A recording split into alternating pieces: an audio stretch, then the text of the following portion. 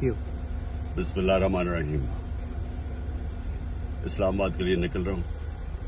फिर से मेरी अदालत में पेशियां हैं। निकलने से पहले दो बातें करना चाहता हूँ।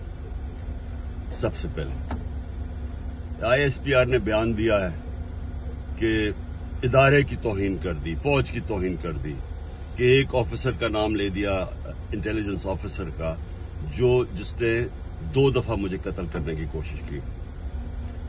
ISPR साहब, जरा मेरी गौर से बात सुनो।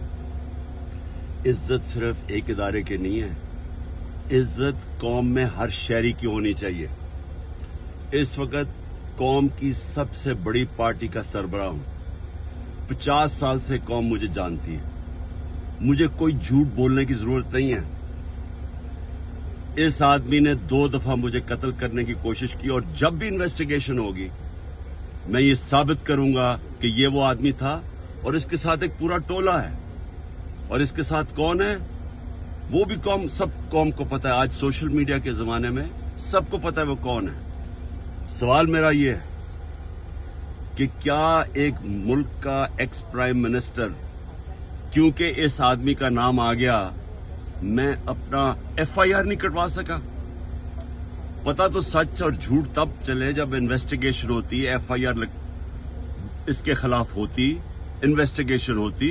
अगर ये बेकसूर था, सामने आ जाना था। इतना ताकतवर शख्सियत कि मैं एक्स प्राइम मिनिस्टर, अपनी पंजाब की हुकूमत होते हुए हम इन्वेस्टिगेशन FIR में इसका नाम नहीं दे सके।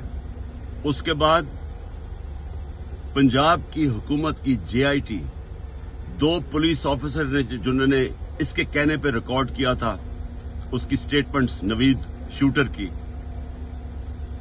हम 2 ऑफिसर जो रिकॉर्ड किए थे, पंजाब के पुलिस ऑफिसर DPO गुजरात और CCPO CTD, उन्होंने हमारी इन्वेस्टिगेशन के अंदर आने से मना कर दिया। कौन था पीछे? कौन इतना ताकतवर था? उसके बाद जब इन्वेस्टिगेशन में यह साबित हो गया कि 3 शूटर थे, जब JIT में साबित हो गया कि तीन शूटर जिन्होंने गोलियां चलाई, बनिस्बत जो इनका प्रोपेगेंडा था कि सिर्फ एक दिनी इंतहा पसंद था, JIT को सैबोटाज किया गया। 4 CTD के लोगों ने अपनी स्टेटमेंट चेंज की। प्रोसिक्यूटर जनरल ने इन्वेस्टिगेट किया। उसने कहा उनके खिलाफ कार्रवाई होनी चाहिए 4, क्योंकि उन्होंने सैबोटाज करने की कोशिश की। कौन था उनके पीछे?